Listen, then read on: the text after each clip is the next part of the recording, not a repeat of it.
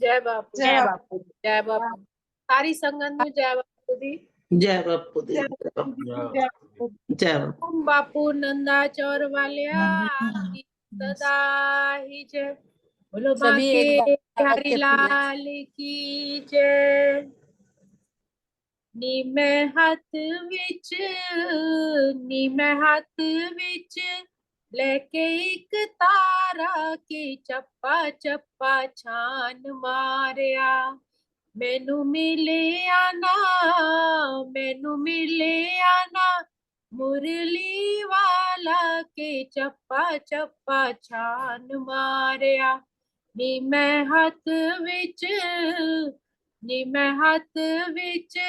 लेके एक तारा के चप्पा चप्पा छान मारिया।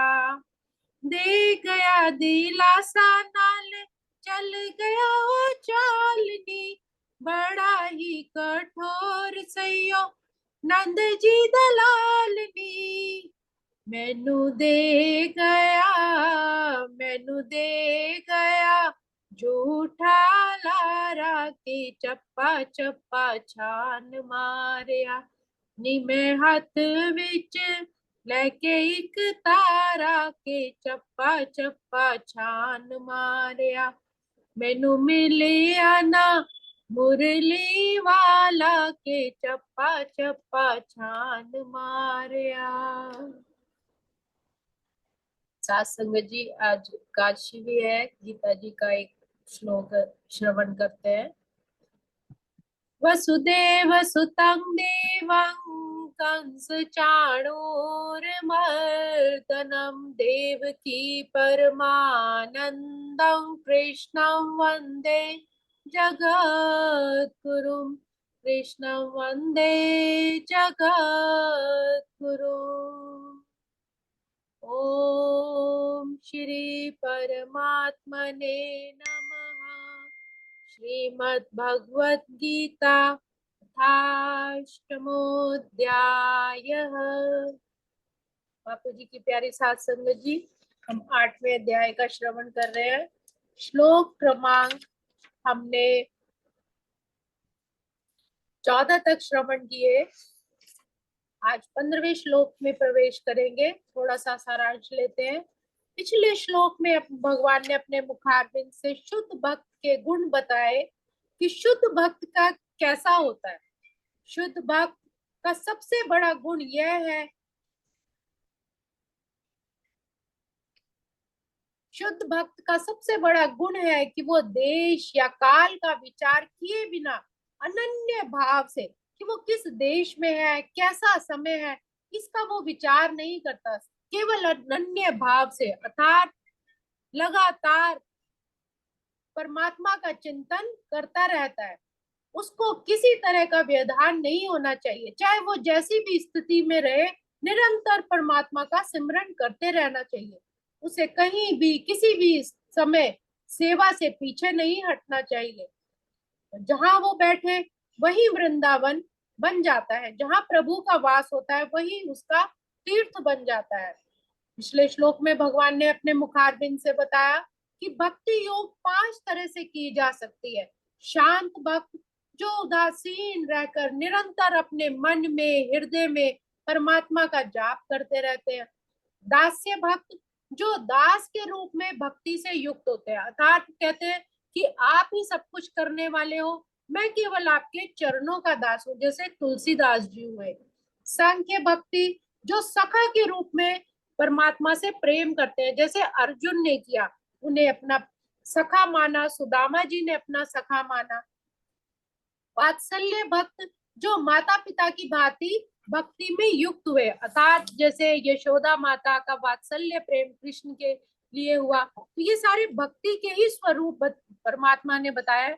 माधुर्य भक्त जो परमेश्वर के साथ दाम्पत्य प्रेमी की तरह, जो अपना स्वामी, अपनी आत्मा का स्वामी मान ले, जैसे श्री राधा जी का प्रेम था या मीरा जी का प्रेम हुआ। तो इस तरह भक्ति के भगवान ने बताए। शांत भक्त, दास्य भक्त, संख्य भक्त, वात्सल्य भक्त और माधुर्य। कोई भी प्रेम का रास्ता हो, चाहे अपने आप को दास मान लो, चाहे सखा मान लो, चाहे प्रेमी मान लो, या मित्र या फिर शांत भक्त मान लो, किसी भी तरह उस परमात्मा की प्रेमा भक्ति की जाए तो परमात्मा उसको कभी नहीं भूलते और सरलता से प्राप्त हो जाते हैं। तो ये भगवान ने शुद्ध भक्त बारे में बताया कि परमात्मा फिर ऐसे शुद्ध भक्त को क्षण के लिए भी नहीं भूलते।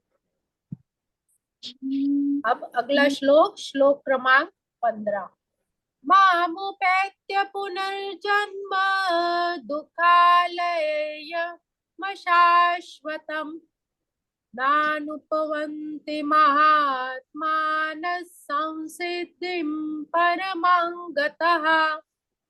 जो मुझे प्राप्त करके महापुरुष, जो भक्त योगी है, कभी भी दुखों से पूर्ण इस अनित्य जगत में फिर नहीं लौटता। अर्थात जो परमात्मा के भजन में लग गया, फिर वो जन्म मरण से मुक्त हो गया, वो फिर इस जगत में नहीं लौटता, क्योंकि उन्हें परम सिद्धि प्राप्त हो चुकी है। क्योंकि यह नश्वर जगत जन्म जरा मृत्यु के कलेशों से पूर्ण है। अर्थात जब जन्म होता है तब बालक मुंह से कितनी भी उसको तकलीफों बोल नहीं पाता, माता के गर्भ में भी वो कितने कष्ट सहता है, तो जन्म के समय भी कष्ट है। जरा अर्थात बुढ़ापे में उसका शरीर, उसकी इंद्रियां उसका धीरे धीरे साथ देना छोड़ देती है, शक्तिविहीन हो जाता है, वो भी दुख का कारण है। और मृत्यु तो है ही कि जिनसे प्रेम होता है, जिनसे वो लगाव करता है, उन सबको, उस धन को, संपत्ति को, परिवार को, सबको छोड़ के जाना पड़ता है। तो ये सभी दुख के कारण है।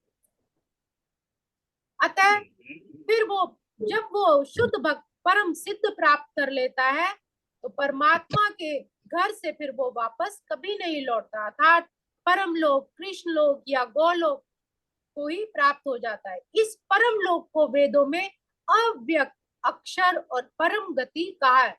अर्थात जो परमात्मा के चरणों का स्थान है उसको अव्यक्त कहा है, अक्षर कहा है। अव्यक्त जिसे व्यक्त नहीं कर सकते, अक्षर अर्थात जिसका कभी क्षय नहीं होता, और परम गति अर्थात जन्म मरण से परे। दूसरे शब्दों में ये लोक हमारी भौतिक दृष्टि से भी परे है, अवर्णनीय है, किंतु यह चरम लक्ष्य है। यही हमारे जीवन का चरम लक्ष्य है। सबको अपने उसी लक्ष्य की ओर जाना है जो महात्माओं संतों का गंतव्य है। सभी संत महात्मा पुरुष यही अपनी वाणी में भी कहते हैं कि हमें उस परमात्मा को पाना है, अपनी आत्मा के प्रकाश को जगाना है, यही हमारा अंतिम गंतव्य है। महात्मा अनुभव सिद्ध भक्तों से दिव्य संदेश प्राप्त करते हैं, दिव्य सेवा में इतने लीन हो जाते हैं कि वो ना तो इस भौतिक लोक में जाना चाहते हैं, यहाँ तक कि ना ही किसी अध्यात्म लोक में जाना चाहते हैं। अर्थात जो बड़े बड़े संत महापुरुष हुए हैं उनके परमात्मा से इतना प्रेम प्रगाढ़ हो जाता है कि वो किसी फिर भौतिक या आध्यात्मिक लोक की इच्छा ही नहीं करते। वो केवल और केवल परमात्मा के समीप रहना चाहते हैं और कुछ नहीं, उनके चरणों की ही भक्ति में लीन रहना चाहते हैं। यही जीवन की सबसे बड़ी सिद्धि है। इस श्लोक में भगवान कृष्ण के सगुणवादी भक्तों का विशेष रूप से उल्लेख किया गया है, जो उनके स्वरूप से प्रेम करते हैं। ये भक्त कृष्ण भावनामृत में जीवन की परम सिद्धि प्राप्त करते हैं, जो उनके स्वरूप से में इतने मग्न हो जाते हैं कि वो भी फिर परमात्मा में लीन हो जाते हैं, तो उनको परम सिद्धि फिर प्राप्त होती है। दूसरे शब्दों में इस तरह की भक्ति करने वाली सर्वोच्च आत्माएं होती है। आज के श्लोक को हम यही विराम देंगे। ओम श्री कृष्णार्पणमस्तु। हरे नमः, हरे नमः, हरे नमः। शाम शाम शाम मेरे गाँव देने रूठे हुए शाम नु मनान मेरे घुंघरू।